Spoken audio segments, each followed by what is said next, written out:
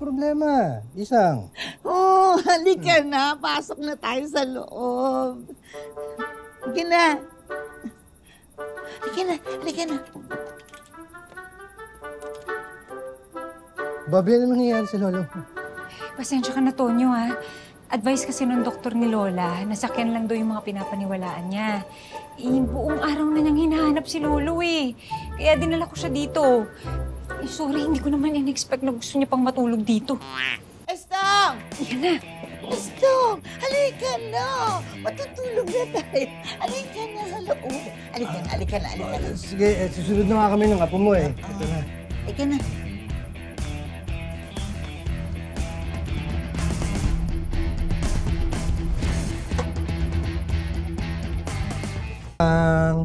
Yes? Pinagtimpla nga pala kita ng gatas para sa... Naku, talaga naman. Itong asawa ko, talaga, sobrang maalalahanin.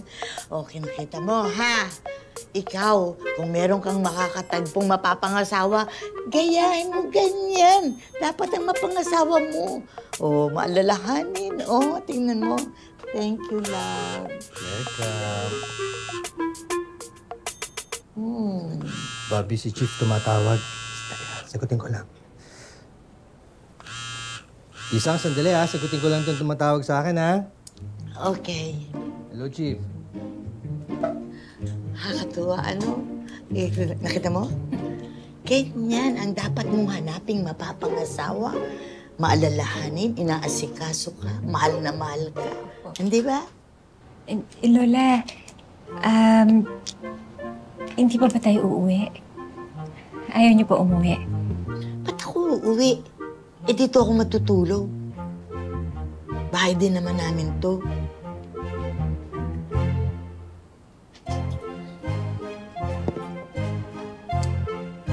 Bobby, may emergency sa station. Eh, kailangan daw ako ni Chief. Ha? Babalik ka sa trabaho? Aba, teka, ipagbabalot kita ng baon mo. Nako, isang ako. Hindi, okay lang. Ano, Bobby?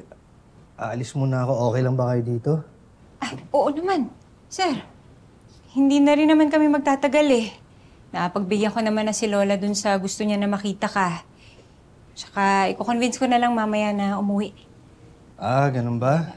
Eh, okay lang naman sana kayo mag-overnight dito dahil may ekstrang kwarto dun sa taas para kay Lola Isang. Tapos, ikaw, pwede ka namang tumabi dun sa akin sa kwarto ko.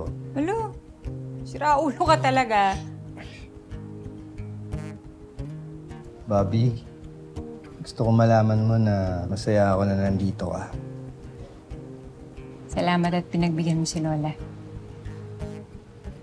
Layot.